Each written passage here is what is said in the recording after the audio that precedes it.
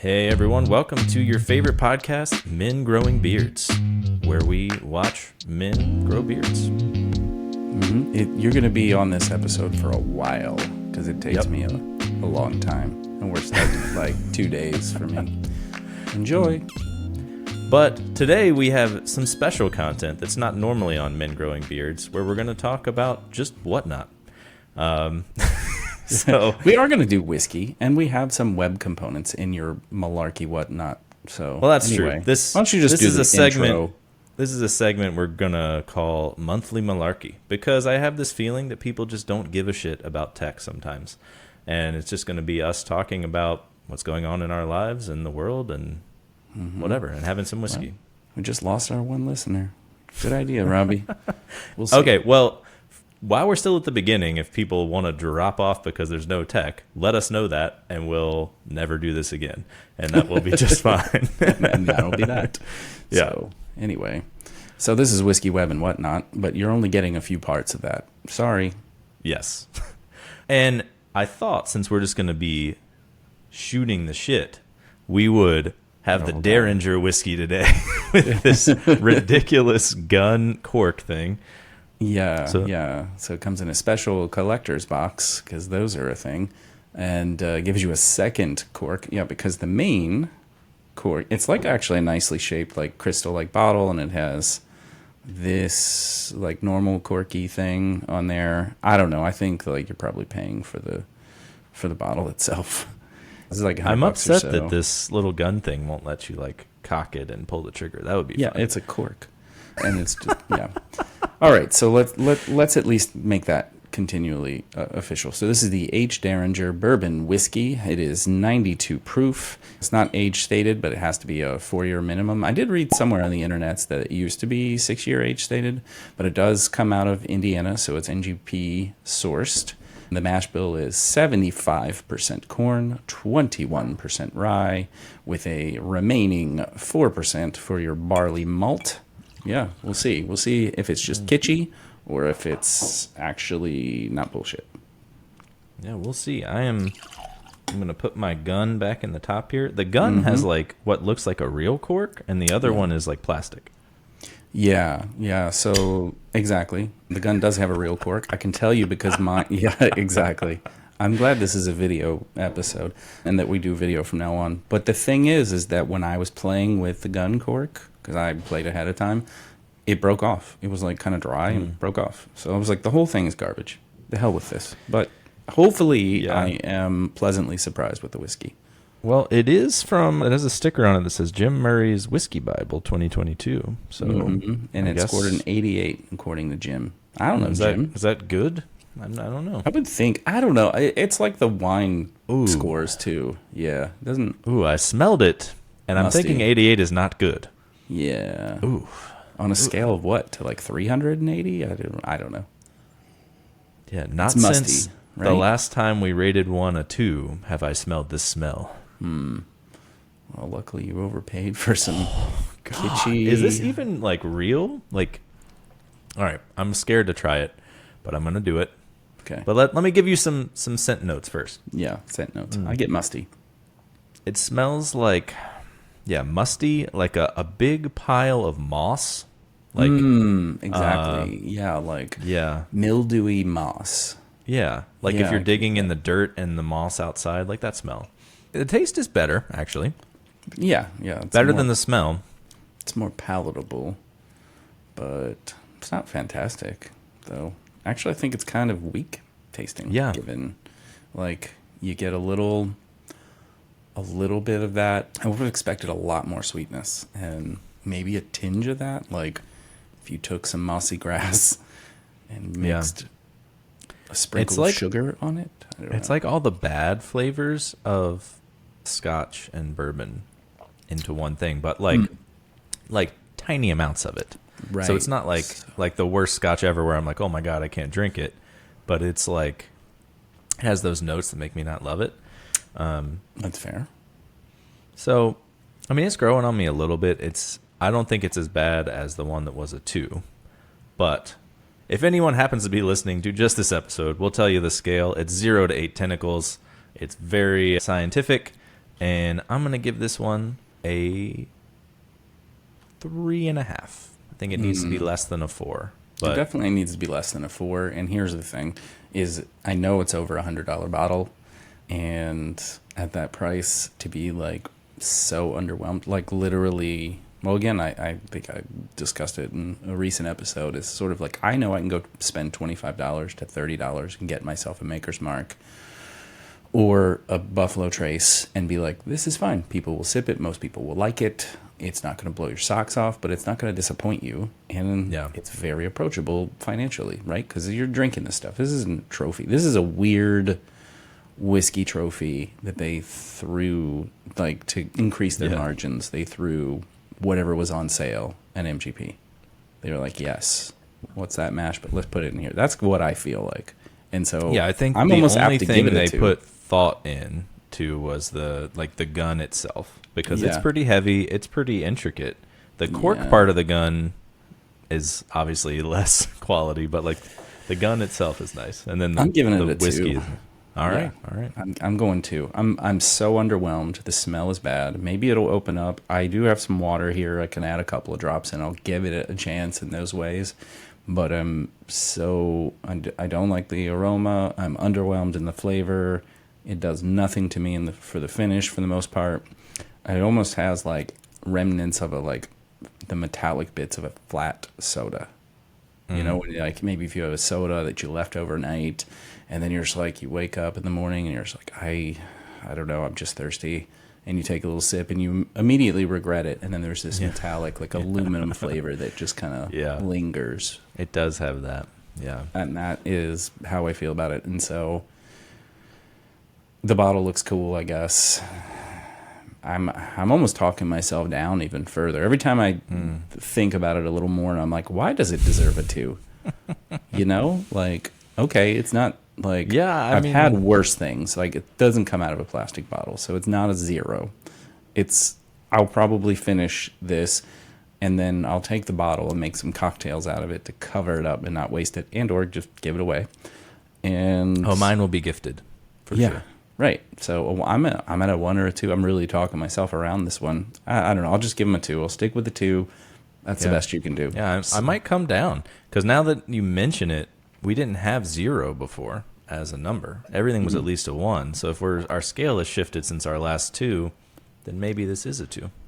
Yeah. But anyway, it's not the greatest, and I would not recommend buying it. No, I wouldn't waste your money unless you want that bottle this much. And yeah. If you do, hit me up. I might still have it, and I'll send it to you. Yeah, we'll give you a deal. Yeah. Pay for shipping. Get it out of my face. All right. So we just have a list of random shit, and we don't have to do all of it, but I'm just going to start with, for anyone who hasn't noticed, if you've been watching the videos, you've probably seen I moved around to different spots. The cameras were worse before and then have been getting better. My backgrounds have been getting better, etc. That's because I'm all settling into my house. We've gotten moved in, not with my parents anymore, which is great. Love them and everything. Just don't want to live with them all the time. That's fair. So yeah, that's great news. Yes. Yes, Caitlin is very happy. We're now not like an hour from everything. We can like drive to Target in 15 minutes, which is awesome. Has she heard of the internet where you can just buy shit and they deliver it to you wherever you live? Well, this is a constant debate because we'll go to Target and we'll be looking for a thing, and I'll be getting frustrated because it's like 10 minutes have gone by and we haven't found the thing or whatever. And I'm like, why didn't you press buy now on Amazon? She's like, well, I like to go to the store and see the thing. I'm like, no, just press buy now. Like, it never disappoints you because it will show up right to your house and it'll be the thing you were looking for. Exactly. And you know it's in stock and all these things, right? And also, the side effect is if you go to the store, you inevitably walk past like a clearance rack or something, or you walk past something not on clearance. And you're like, oh, I didn't know I needed this. I need this. Oh, I need this blanket or whatever it is. And I used to look at the clearance areas too and just be like, is there any I don't know, nice deal here or something? Yeah. What I'd say and I got in that habit for a bit because one time I was there and ended up getting this actually pretty decent battery powered Black & Decker drill that I've had for 20 plus years. and I think I got it like in clearance. I don't know why, it was like $15 or something, and it's just forever. I mean, it's been this forever drill, and for a while I was like, look at this amazing deal that I got, and what if I found another one of those? Probably never did again, and wasted money on so much garbage. So I was just like, I like shopping online because, you know, I'm sure they want me to buy extra crap, but I just buy what I need. Yeah. It's harder to discover impulse buys online. Exactly. For sure. Yeah. Yes. So anyway, so yeah, the internet is a good thing, and e-commerce is kind of a long way. You know, they really will just like mail you things and quickly. Yeah. Yeah, the fact that I don't know what it's rolled out on yet, but like Amazon has like buy with Amazon Prime like at different places now. So you can just like at like a third party vendor, you can hit like buy with Prime and get the same like 2-day or less shipping, and like it's all free and whatever. Like if they can take over all of that, that'll be amazing. So I would love for everything to be 2-day shipping. I mean, they are really upping the logistics game, and I wonder how much that hurts. Like, well, we know it hurts USPS, right? Because USPS was trying to pivot to do more package shipping, and obviously being leveraged by companies like Amazon to handle those increases. And then Amazon's like, I got one more for you. We're going to do AWS, but for delivering shit. And here they are. You know, there's the Rivian Amazon vans all over my neighborhood, and they have some I haven't seen one of the planes. new ones yet. Ooh, yeah, we've got a lot actually. There's quite a bit. I don't know if they have some sort of like solar charging setup in Arizona that makes it more appealing, but I've seen a lot. I was pretty surprised. Basically, as soon as I started seeing, and maybe even just before I started seeing Rivian SUVs, so I was seeing that truck. So this does bring up an interesting point of, you know, no one will make a big, I guess, okay, not no one. We're making a little progress. So there's like a F-150 that's electric, whatever. But people don't like making big electric vehicles. And the Amazon vans are way bigger than like the SUV Rivian. Why can't we just make a full? I guess the Rivian is maybe full size. It's hard to say. It looks big in the pictures, but when I see it in real life, it looks a little smaller. So I'm not sure if it's full size or not. It's definitely full size. So unless full size, you mean a Tahoe, and which is essentially an RV. No. So I mean like the full size Range Rover size, not the Sport. I'd say it's like pretty similar. I'd say it's pretty similar, and it has more interior room. I don't know what Range Rover does with all that space, but you know, when they basically give you a 4-seater and a full-size SUV, I'm like, how are you doing this wrong? Or does everybody? I know British people are not 7 foot tall naturally, so like, it's for like, I don't know what everyone else buys them for because people drive them themselves, but its main market is for like chauffeuring people around. Like you get the long wheelbase and have the huge back seat room, and you can just like recline and it's chill like a elevated town car market, right? Like it used to be the black town car picks you up, or the Cadillac or whatever, and it's like that. But SUVs are in favor, so we've shifted this thing that used to be designed for off-roading, and we made it luxury. Yeah. It's like, can't afford a Maybach? Buy this. Yeah. Next level, quote unquote, down. Right. So anyway, I can tell you we have we have a Q7, and it's bigger than a Q7, and the Q7 has third row seating. So okay. Yeah, I'm just really kind of waiting to have more SUV options because we love our Model X, but it's not an SUV. And like if you want to haul anything, like you need to go to Home Depot and buy a board or a whatever, it's not going to fit in there. So it's a minivan with cool doors.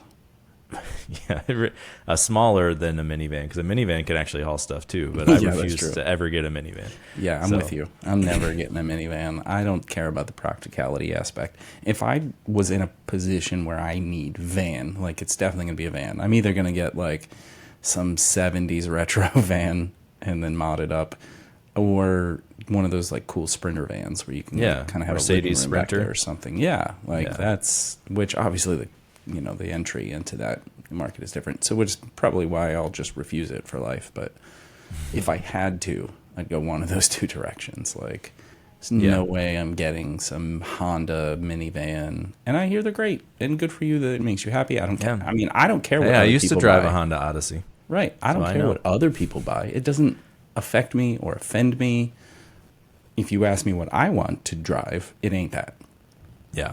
So Yeah, I agree. yeah, I don't know. So I mean, that's just, don't you just need to convert the resto mod to electric? And then you're set. Well, yeah. I mean, that's the problem though, is that would probably cost as much as buying the whole thing Right. again. Yeah. You gotta Like, start from the beginning. yeah, I saw that. What was that company called that makes the platforms we were looking at? I don't know. I don't remember what I did well, yesterday. whatever. They sent an email out and they were like, we are ramping up production on these. They're like really trying to be the thing, not just classic cars, but like if you have a older car that you for some reason want to keep and it's not really a classic, they like electrifying everything gas is their yeah, and I know their that's thing. their mission, which I think is super Yeah. cool. Actually, like Yeah. that you can make a bigger dent into that by giving a platform for existing cars on the road to convert. Like that's Right. pretty cool.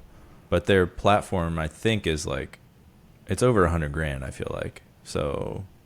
So the barrier to entry still exists. Yeah. So I think it obviously as they sell more and more of them, I'm sure the price will go down. But Right. right Scale now up it's not really a manufacturing. thing, and I think I'd rather wait and get that because it looks so much nicer than doing like the crate drop-in battery Right. thing. Like Yeah. so. Yeah, there's still a big gap between like you kind of have to be very subject matter expert in engineering, automotive engineering to a degree, and electrical engineering to another degree to do these DIY projects, right? Like there's a lot of risk there too. So yeah, the drop-in crates and stuff are like approachable because they're like $30,000 to $50,000, but there's still a lot of risk in that. So Yeah. yeah, I don't know. There's no easy answer, but I do like old cars that stay on the road for longer. So I think that's kind of cool. Oh yeah. I It's came Zero across Labs, by the way. Zero. See, it was Z. I'm not crazy. There was one I came across recently. It's called Kindred Motorworks, and they have a few different like resto mods and stuff, and they do some full electric ones, and they do super cool like 60s VW bus, completely all redone, so nice, glass roof and all the cool windows and stuff, and then all electric, but it's like $200,000. Yeah. Like, Yeah. That is the problem. It's so specialized that like until people can do it easily at home, you're going to Yeah. pay a premium because even just like the kits that tell you how to do it, quote unquote, still require tons of like, I'm sure it doesn't work perfectly. Like you have to know as the installer, in step 7, like you got to cut this hole differently than they say and like whatever. And Right. Takes a little bit of like going through the process.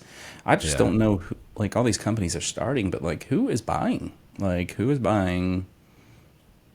I mean, I guess well, Tesla no one sells a lot of now. cars, but Like a year ago, everyone had infinite money. There was no recession and right. inflation Because and whatever. everybody tapped their equity for cheap in the real estate.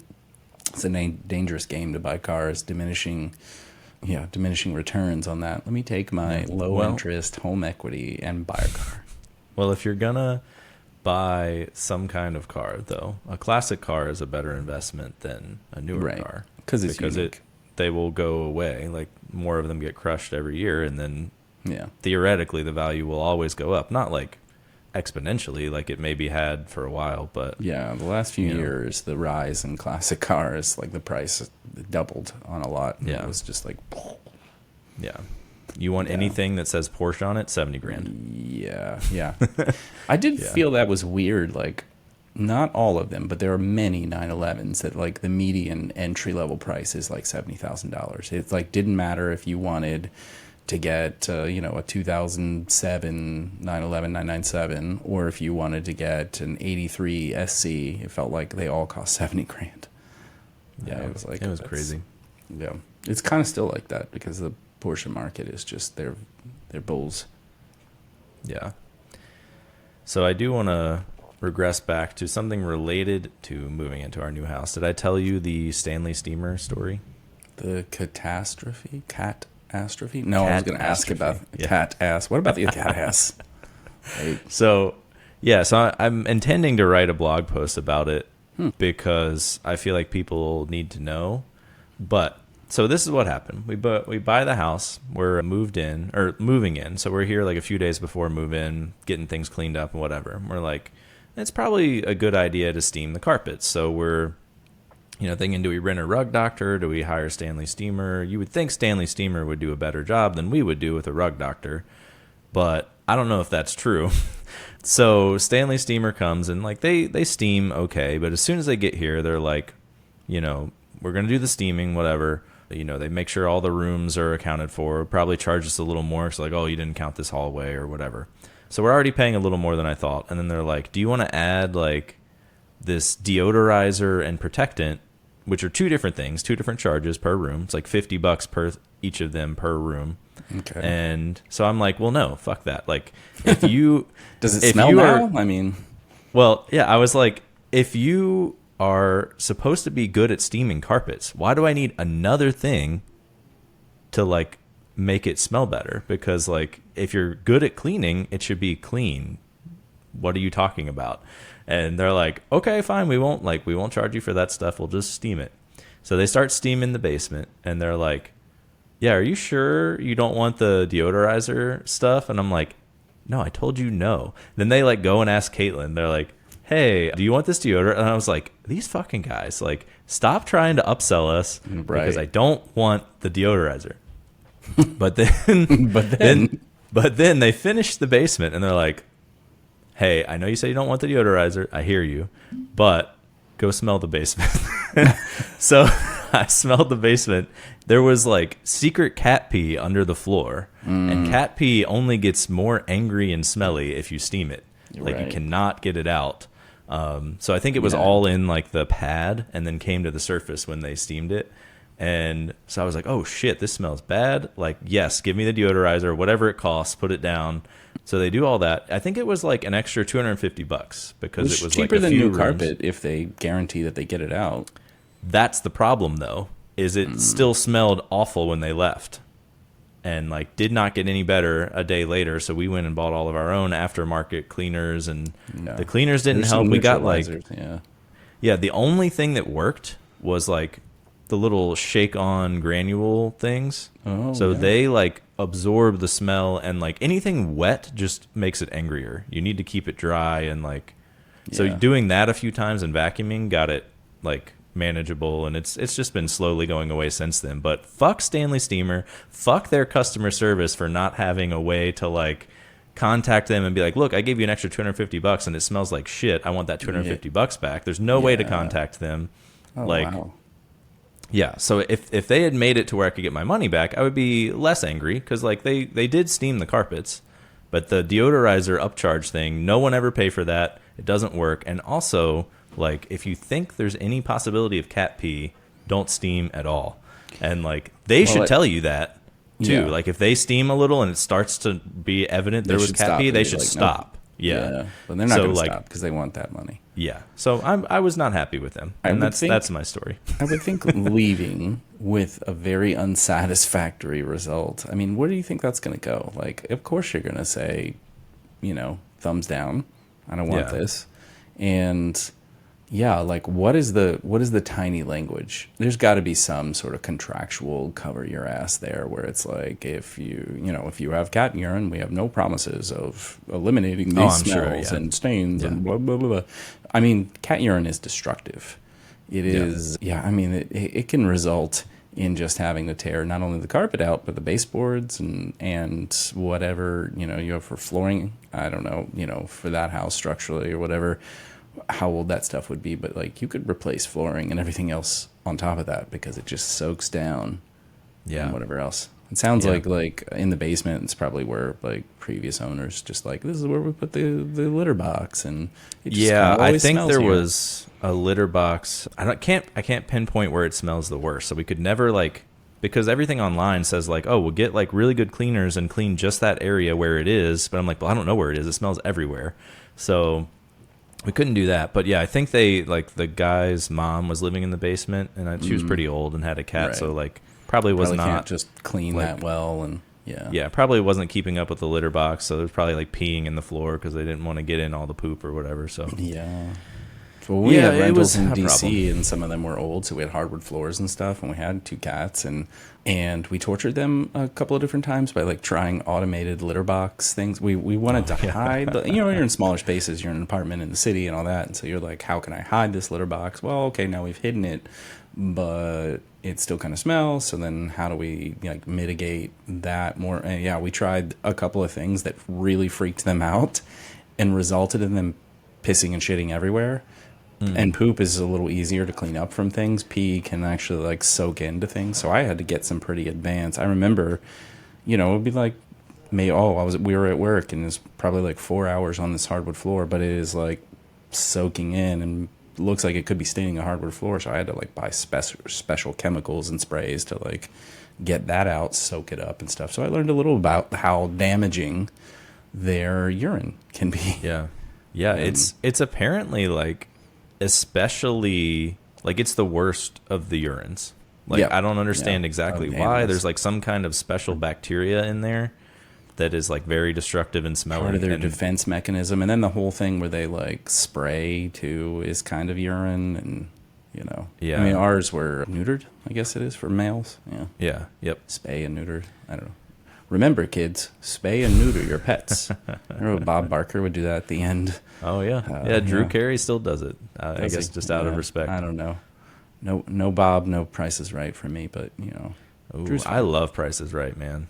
I used to watch it, especially in college. They had this old, like, the big screen TVs where they were like the size of a desk because they were so the deep. projection thing Yeah. in them. They were like a big case with like the RGB. They were like their colors own and- furniture. Yeah, Like, they would like yeah. So it was like that, and it was just, I don't know why they never like replaced it, and they would always just put on what is Price is Right on CBS or something. They would have like Network CBS or television. whatever it's Yeah. on, just going, and so I would go and do a really early lunch at like 10 or 10:30 or something, and it would be on. So Yeah. have fond memories of that, and I don't know. I think it's fun to watch. I think it'd be fun to be on, but I would like just lose immediately. So it would be like, how much is this high-heeled shoe? And I would be like, $50. They're like, no, 3,000. Like, Yeah. Yeah. That is actually an interest. Well, I do like Price is Right, and I have no issues with the current show or anything. I just haven't watched it in a long time. I watched it as a kid or something. So I'm sure some as an adult, vegging out. I don't it's think during I really, work, so Yeah, it's harder to watch. It turns it now. out if I'm not going to work, I don't choose Price is Right. That's just never my outlet. But I have no problem with it. And yeah, I think like the standard cost of goods. I actually was having a talk with Sarah about this. Is like resetting our expectations when we think that certain things are like, what? That's $200 now? That's ridiculous. It should be like $50. And then you're like, well, maybe it's not though, because we're getting older and inflation is happening and the cost of goods is rising.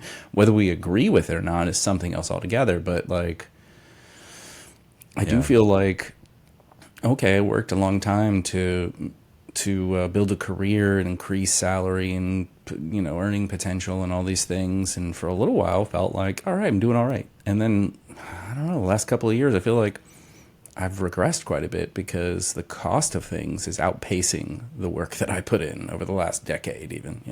Oh yeah. So it's like, geez, what does it take to have, what is middle class in America, right? I don't know how people afford anything, because like, you and I on paper make very high salaries compared to most of America, but the people that don't, how do they even buy groceries? Because like, we can't go to the grocery store without spending like $250, and we'll buy like nothing. I'm like, what are you And talking your kid about? Isn't That like, even really eating food. Like, Yeah. most of our money these days goes into, well, part of it is because they're little jerks, and like you just don't know. I mean, hot dogs pretty much always work. Mac and cheese pretty much always work. But like a lot of things like corn dogs or chicken nuggets even sometimes. Like lately they don't like French fries. What? that's like Who all doesn't like Finn will eat. French fries. Right. Like it was, and that's annoying anyway, because we've, tried fried everything in this time. Oh, you like French fries? Great. Here's tater tots. And they were like, this is disgusting. Like, this is better. I don't know what's wrong with you. Yeah, tater tots are better than fries for sure. Yeah. I think, I mean, they're mini portable hash browns, right? Like, Yeah, They're the texture fantastic. is so much better. Texture's great. Yeah. So anyway, and they don't like that. So I think we end up spending in excess. And I have this debate with Sarah sometimes with like, why are we giving them 14 choices for breakfast? I don't give a shit. Can we just scale back? Because half the time they won't eat any of them. Let's give them 2 choices. And it's like, here's 3 choices: cereal, eggs, or nothing. I don't care. Go in. Yeah. You know? And then you'll be hungry after a little bit. Yeah. Like, they're not going to die. They have Yeah, I food mean, that's- all around them all the time. They're not going to die. We have the same debate of like, and it's harder like when, you know, Finn's at the age where he has decided he just doesn't. Putting on weight matters, though, right? Yeah, but like he's decided that he knows what he likes and what he doesn't like, even though he hasn't tried like any foods. So he won't try stuff. Yeah. And then like, so we always want to get him to try stuff. So we make something for him and then he doesn't eat it. And so it's the same thing of like, well, we should have just bought like a Costco bag of French fries and fed him just that. Because You'll get there. Don't worry, Papa. I mean, Yeah. we did. We were like, especially my son, he ate everything for like the first 2 years of his life. And then one day he woke up and he's like, everything is garbage but hot dogs. And sometimes pizza. And then they're like, oh, I love pizza. Great, let's Finn give him does pizza. like And then pizza, yeah. and then he's like, actually, I don't like pepperoni anymore. Like, it's just random stuff. It just happens. Yeah. And we have, you know, we used to be like, okay, we're not short order cooks and we cook for the family and these are the options. We will omit parts of those options for you. Like, definitely. But then at a certain point, how many meals do you want to spend in argument and tears and all that? Like, are you going to play the old school game of you don't get out of that seat until you eat it and you're going to have this asparagus and everybody wins tomorrow?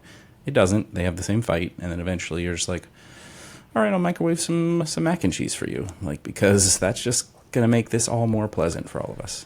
And you are Yeah. getting food. And I survived on way worse things than that. So, you know. Yeah. Who knows? And I think probably until you're like going through puberty or later, it doesn't really matter. You just need to like have calories to exist. But I'm sure, yeah. I mean, I'm sure there are plenty of studies to the contrary of like how you can improve your situation, but what is like the micro % difference between A, B, or C? Like, I'm sure that's debatable. Like, you know, they'll say don't watch certain shows and yeah, you know, screen time. Screen time is bad for everybody, but that's a, you know, whole other problem. And I watched tons of TV as a kid. Clearly it's benefited society because I'm good at trivia. If you need someone on your trivia team who knows pop culture, call me up. I'm there. it's different per person too. It's like, Yeah. you know, if it really negatively affects your kid to do any one thing, you shouldn't do that. Like some other kids could watch TV all day, but still then like be able to flip that switch and like, oh, I'll get all my homework done. I'll like get a job when I'm supposed to. And like, you know, it's hard to know exactly what every kid will do. So, Yeah. you know, there's no advice that works for everyone. So, listener, if you're still here, I do have one production side note that I'm kind of curious about, and I've thought about this a whole bunch. Okay. So I think I should just ask the question and see if anybody answers me. Which is, do you prefer that we look into the camera and are speaking to you, or do we look off, looking cool, and as if we're talking to each other, we're having a private conversation? Well, that's I like kind of wonder about that. like film 101 is you never look into the camera. Right. Don't break the don't break the fourth wall. Yeah. But yeah. but then again, like that has its own fun ups and downs. Anyway, feel free to provide feedback on Twitter. That's the only place because I'm nowhere else on the internet. But or stop by Robbie's house and let him know. And he'll tell me. Yeah, you can. I live in Phoenix. I'll give you my address later. Okay. You better give him this office address and not my home address. Otherwise, there are so many bags of dicks coming your way.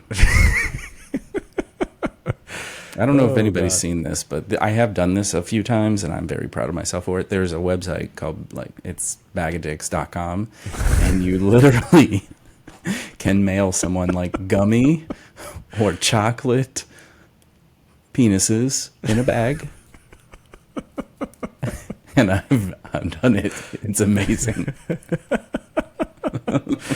Oh God. We're not sponsored by them. I just think it's That it's would be an good fun. amazing sponsor, though. If we had to This episode is brought to you by bagadicks.com. This if you episode happen to be actually shopping for dicks online to mail to people, this is an obvious solution, and they're tasty. I don't know. Yeah. Don't have too many in one sitting though. There is a such thing as too much dick. God. The gag that never stops. So I hope somebody made it this So, far. side note, which maybe shouldn't go right next to Bag of Dicks, but a sponsor that we actually do have, Beflow desks. Not yet. You haven't gotten yours yet, but I'm not sponsored. just wanted to You mention might. that will be coming. We'll give you more info and full reviews on. I love mine. It's like got like nice cable management and plugs, and it's a standing desk, and I don't know. It's good. We'll tell you more about it once Chuck gets his. But Yeah. I think cable management is a huge thing. I actually kind of deal with it a bit on my current setup and keep trying to evolve it, but it's always like tolerable, not great. And that is vindicated. So I was listening to a recent episode of syntax.fm, sponsored by Sentry, who doesn't sponsor us. But on GitHub, does that count? oh, well, that's nice. Yeah, that's true. I forgot. High five. Thanks, David. And they having a comfortable office setup and cable management is like a big part of some of the things they're talking about, of like easy wins you can have in your own personal setup. It doesn't have to be a whole crazy thing. Yeah. I mean, I think as programmers, automating anything or like having everything solved is like you want to have all of your cable management solved, and like this desk has the whole bottom has like a full width Velcro thing, and so you can like wrap stuff in Velcro and put it just so where you want it, and then it has like a bar where there's little things, sticky things that you stick on whatever and then slide on the bar. So I have like my little Evo 4 stuck on there, and then like the cloud lifter and like a bunch of stuff is on there. So it's like it's very clean, very nice. I have way too many cords, so it's like kind of at its capacity, but it's doing a good job.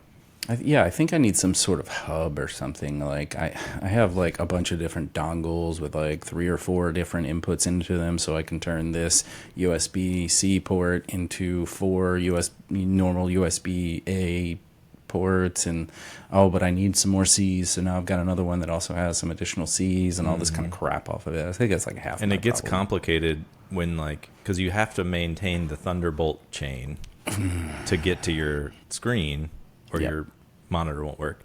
Yeah, but, so you got to keep that direct 1-to-1. So I did get the only Thunderbolt 4 KVM switch that exists. I think it was like $300. So like it's expensive because they're the only one right now. I need that. I didn't even know one existed. I just assumed they're not out there. Well, they weren't until like when I moved into the house and was setting all this up, they didn't exist. And then like I just looked a few weeks later and they existed. So is that like on Amazon, or is that a special provider? No, it's on Amazon. You'll have to send a link. Yeah, I'll send it to you. I need room for stuff like this, which is my family and Lego. Cool stuff like that. Yeah, but I have the switch so that I can I have my desktop, and then if I want to plug in my work laptop, I can switch it to that and use the same keyboard and stuff. So, ooh, that's hot.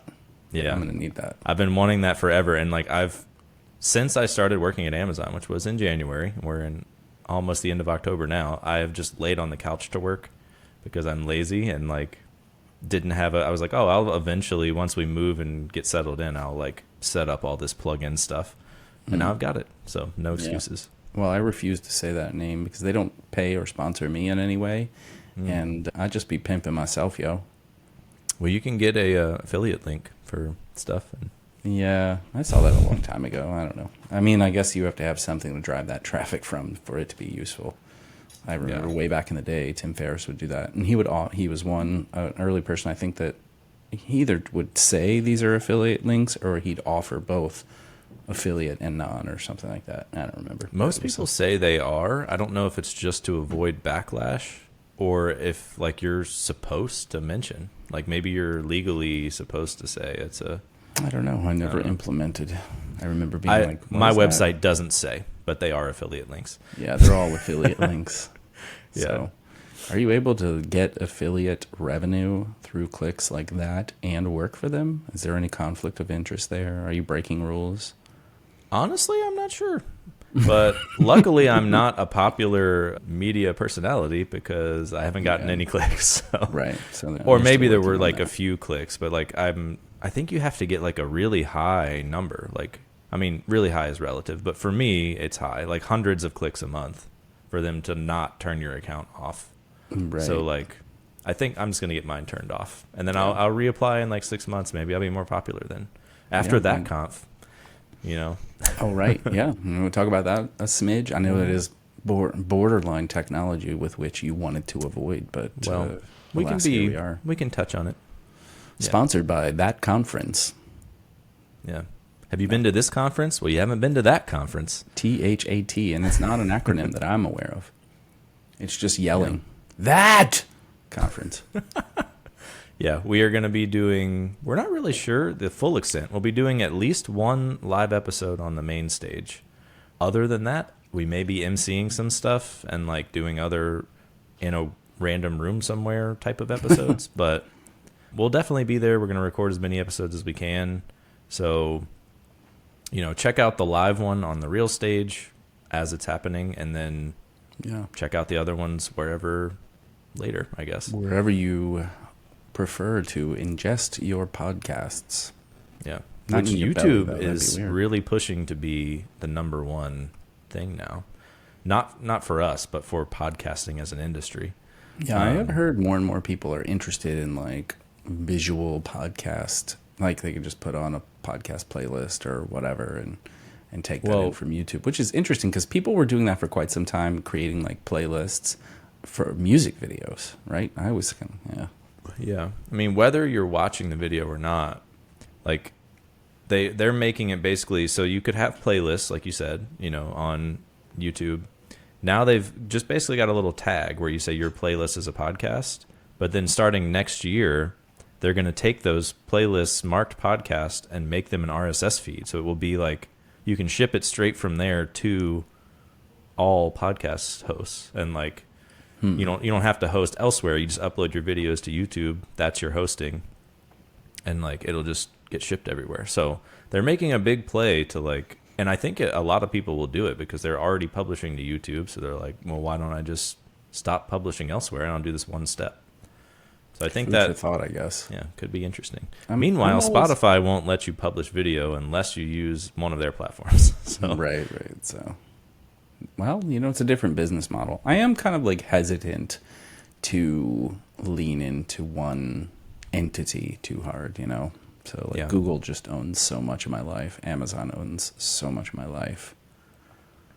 Yeah. Maybe this isn't one part I want to give them, but I don't know.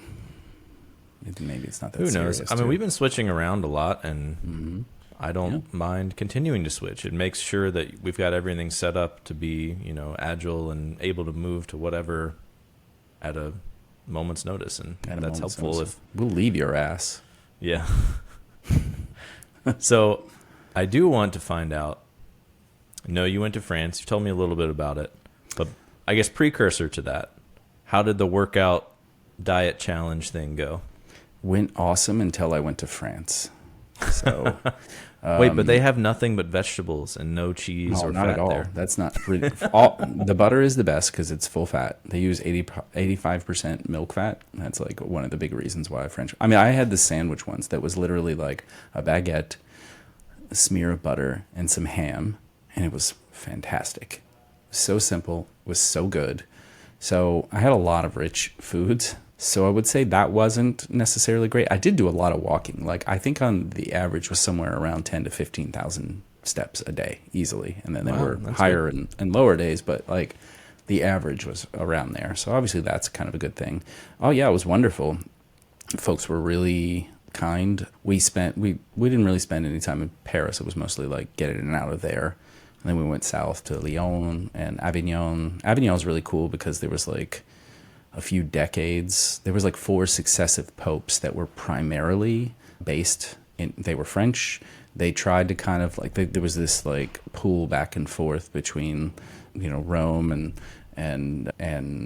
you know, it would be like those provinces or whatever, those areas trying to pull back and forth between like who has the Pope, Italy or France kind of thing in general. But obviously it wasn't like Italy, the country, quite the same. But so there's a papal palace there and kind of like a second home, and then they ended up having like 4 successive popes there, and it's like a really cool, beautiful walled city next to this river, and just like so clean and well preserved. We did like a cooking class there that was like a lot of fun.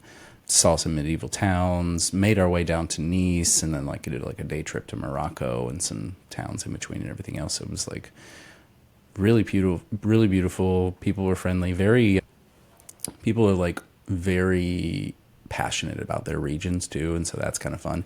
And I didn't realize there was just that much agriculture everywhere. I mean, everywhere you go, they're growing something, and so like they're very self-sustainable as a country. Like they have a ton of things in country that they make themselves, and that's their products of France. And so this import-export business that we do in the States, like they don't do that. I mean, they obviously do it, but They export a lot of wine. Yeah, of course. And they have a ton in country too, so don't worry. Yeah. Yeah, I had some nice meals and stuff. We had one that was like probably the weirdest meal I've ever had in my life, though. Okay. And so it was in Avignon, and it was at this Michelin-Starred restaurant, and it was one of those where it's a prefix menu. It's in this, oh gosh. I mean, that restaurant probably is almost, or the building, not the restaurant, but the building itself is probably like at least 600 years old or so. And they do this multi-course prefix thing, and you basically choose meat or veggie, but it's not vegetarian or anything. It's just like not meat forward. And so they're like, we still do fish and some other things here. So we chose meat. Yeah, we felt like, okay, that'll be fun. And you don't have a menu though. And I don't know. I think we must have had like 12 courses or something. There was just so much of food. all different meats? Of just different stuff in general, like the amuse-bouche or whatever that comes out, and like your initial like palate stuff. So there was like this crispy trout thing in a ring with roe on top, and like that was different and interesting. And then there was this little thing of like ice cream with like this olive oil kind of thing on it, but it was oyster flavored ice cream, and then some other thing. And so, but and we got a lot of like, we had this like kind of taco-y thing that was really good, but it was made with a bunch of like French. I'm gonna have to like come back. There was parts of it that were like, oh, very good, but parts of it that were a little like weird and traumatizing to a degree. In that, like, there was one, and they brought out again, like it would be themed courses, and so you'd get like 2 or 3 things each course, and it would be like, this is more seafoody, this is more meat, this is almost like a little like street foody but fancy. And they brought out this thing that like had like a foam cream on it, and those little langostino tails, and then like something else go there, and we were like, oh, okay, good. And our like one of our servers came out, and she just like thought it was funny, and she was like, so what did you think of that? And we were like, oh yeah, it seemed pretty good, and this and this. And then she's like, so the cream, sheep's brain cream, and then runs away. So we're like, oyster ice cream, sheep's brain cream. Okay, I don't know what's going on. So there was, and then they bring us back for some like palate cleansing course, which was good. It was like a black currant kind of, ice cream with like a little brandy drizzle on it, and you go back to the kitchen and see what's going on, and like they like talk to you a little bit, and then I see this chart at the corner of my eye, and I was like, what's going on over there? Oh man, okay, like this looks familiar. This is some of the stuff we definitely got. And I see on the list pigeon, and I'm like, I'm not gonna say anything. I'm just gonna like, let's see what happens. So go back, and that next course is pigeon themed, and on the plate it has like a pigeon leg that's been kind of charred and what, like a tiny little leg, but the foot's still on it. And then there's a bread, and like it's not like street pigeon. I guess it's like bred for this purpose in a certain region of France and a delicacy, but like maybe not in this form. There's like, it's kind of like a little sliver of breast. It's, like a duck breast would be, like kind of oily, kind of like meaty. And there's that, but very like rare. And there's something else, because I forget, because the next thing is, it's almost like a little croquette, like a little mashed potato fried ball thing. Yep. But apparently it has a pigeon heart in it. Oh, God. And I'm like, I don't know, I'm just going to go for it. So I just popped the whole thing, eat it, and I was like, I don't know, Sarah, I think this is I think this is just potato, or maybe it's stuffed or whatever else. It just tastes like potato. So just do that. And she just can't. She can't blindly trust. So she's peeling it back, and she peels back, and it's a big, like after the crusty layer, you got a big pigeon heart there, which they maybe stuffed with more potato or something. I don't know. But she was like, and I'm out. I can't do that. Yeah. And they brought some dessert stuff that worked, but I get very traumatized with that sort of situation. And I think on some level, like, they're just showing off. Like the chefs that are really good are like, how can I get the most disgusting ingredients and make it taste amazing? Because that's like, wow, you're a great chef, right?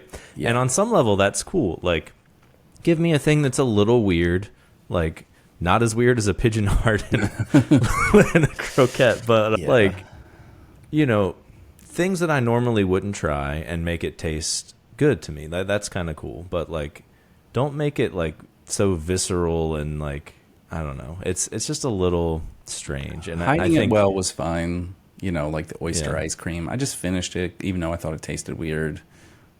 Yeah, and that's the pressure too. Is like you have such a tiny little plate of like a taste, so you have to finish it all, or they can tell you didn't like it. So it's like, I always feel the pressure of like, all right, it's only like 4 bites. I can do this. Like, and also like, this in a way is almost like a little bit of an imposter syndrome, just for me as an individual, right? Because this is a fancy restaurant. You dress nice. You go in and you're paying them a bunch of money to do this. And at the end of the day, if I don't like it, why can't I just be like, I don't care? But then I feel like, well, now I look like I don't get it, or I don't fit in or something. I don't know. In the moment, I have some of these like imposter syndrome kind of feelings.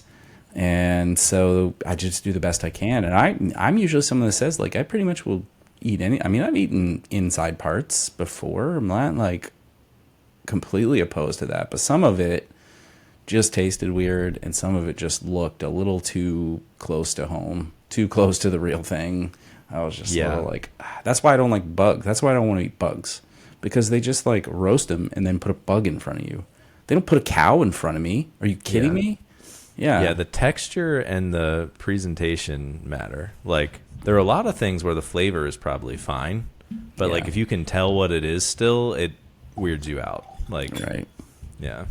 Well, that said, I do love oysters, though, in general. I don't want them in my ice cream, but I do like oyster. I think it's because I see it. I know, okay, it's like you're going to have some whiskey. Okay.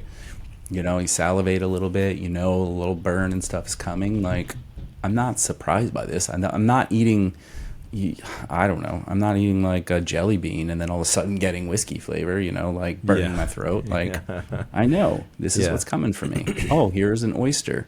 This is what's coming. I'm kind of prepared mentally. I go into it. Now I'm like thinking about those flavors. Great. I eat some ice cream and I got those flavors. And like, what the hell just happened? So, yeah. Anyway, so that was France. France was great. Enjoyed all of it. Would recommend. Yeah. 10 out of 10. Would recommend. Nice is incredible. Large city too. And it's pretty expensive the closer you get to the sea. Like, it's ridiculous that you're like, I would like a cocktail. It's $25. Well, I'll just have one of those. Everywhere now, though. Yeah, a lot of places. Bad. That's the thing. This is the inflation thing too that I'm thinking about. Like, what used to be like, well, this is a nice vacation cocktail. It's $16 now. It's whatever. If you go into town, though, you don't really get those same things. So it's kind of nice. Yeah. So I do want to, we don't have a ton of time left, but I want to find out, do you have a family Halloween costume this year? Of course we do. Because what are you doing this time? It's ridiculous. This one is Mario themed, and I am going to be, I'm just thinking, now I forgot his name, the mushroom guy. Oh, Toad? Toad, yeah. I'm Toad. So Aiden is Mario. Charlotte is Peach. And Sarah is Luigi. That's what the kids picked. So, and I get to be Toad. I was like, Toad, really? Thanks. Yeah, Toad's fine. Yeah. Everybody likes He Toad. Doesn't have as fun of, just spouting off random Italian-esque phrases. Right. Yeah. But New York City Italian. Cool. Yeah. New Jersey Italian, really. Yeah, I was like, how about Bowser? How about Yoshi? Yoshi's a fun one. Like, can I be Yoshi? No. Yoshi's my favorite, yeah. Yeah, I didn't get to be any of those. Yeah, they voted. And then I'm like, get what Sarah, you get. when can we be done with this family stuff so they can just do whatever they want? And she's like, I'm milking this as long as I can. Yeah. Okay. Yeah. Yeah. We are doing Sesame Street, so I'm going to be Big Bird, and Finn is Elmo, and Caitlin is Abby. Nice. So I don't. yeah. Who's Abby? A newer one. She's like a fairy costume kind of. So Okay. it doesn't really make sense. It doesn't scream Muppets or Sesame Street. So it's like it'll make sense in context when she's like standing next to us. But otherwise, people would be like, "Are you a fairy? Who or are you? What are you?" Yeah, I know that even Zoe was a newer character that I was like, kids got some set or something. I was like, who is this? Oh, okay. Yeah, I mean, they even keep Elmo was introducing kind new of, ones for like diversity and like I know one of them is like a foster kid or something. Like Gotcha. just to have more relevant, like I don't know, woke. Nobody things loves to talk Grover about. anymore. That's the problem. That's the thing. Is Elmo came into play and he sort of stole the limelight from Grover.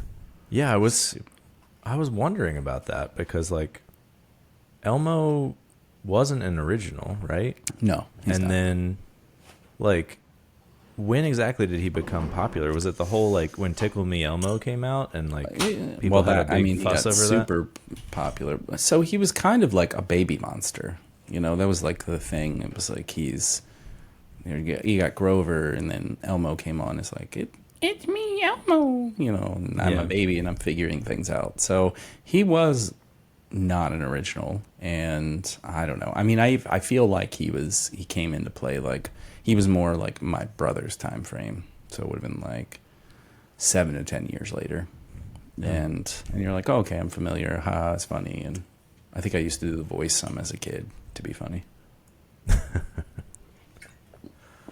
But before we bounce off of that topic by any means, so I did a thing with my kids last night where we like had some TV time, but we were doing more like episodes or shorts, and it was like, let's all take a turn. And like I picked the 90s X-Men cartoon first, and because I thought, the kids might be kind of into that. Aiden was asking me questions about Wolverine and stuff. It was like kind of cool. And I was like, great, now Aiden, it's your turn. Do you want to watch more of this or something else? And they both were like, something else. This was for you, Dad. And they watched their things. There's like a mini thing and, a Groot, I Am Groot, which is funny, so whatever. So then my next turn, I watched on Disney Plus, you can watch the original Muppet Show too. So I did an episode of that. It was like, Muppet Show, we're doing that. And that actually got a little more, they got a little more fanfare out of that one. So Nice. Yeah, I feel like everything now is so fast-paced that, like, most of the older stuff won't keep kids' attention anymore. They're just like, no, I don't want that. Can't tell you how many times my son chooses to watch other people playing Minecraft. I was like, I would rather you just play Caitlin Minecraft. does that. Like, let me watch a full... Like, some of them make a little bit of sense, like if it's a game where it's story-based, and it's like, I care about finding out what happens in the story. I don't want to play the game. Okay, watch that. But, like... Sure. Yeah, things where it's just like there's no end or whatever. It's like why don't you just play it? Like if you think it's fun to watch them, you could do that. You can just be that. You're controlling that. Anything you want. I kind of thought at first it was like, oh, you're just learning how to do a couple of things. That's cool, yeah. And then it was just like you're picking that over doing the things. I don't understand. Yeah. Oh well. All right. Well, we are over an hour here, so. Yeah, if anyone is still listening at this point, please let us know if you enjoyed this format, if you want us to do more of these where we don't talk any tech, if you would like us to stop doing Whatnot in general and do more tech. We could do that too, I guess. And then we'll retire the show. Yeah. We'll always do whiskey, so if you don't like the whiskey, we don't care. But, yeah. If I don't have some whiskey, I'm not talking into this mic. Yeah. That's probably not totally true, but... Well, yeah. All right. Well, thanks everyone for listening. If you liked it, please subscribe, leave us some ratings and reviews, and we will catch you next time.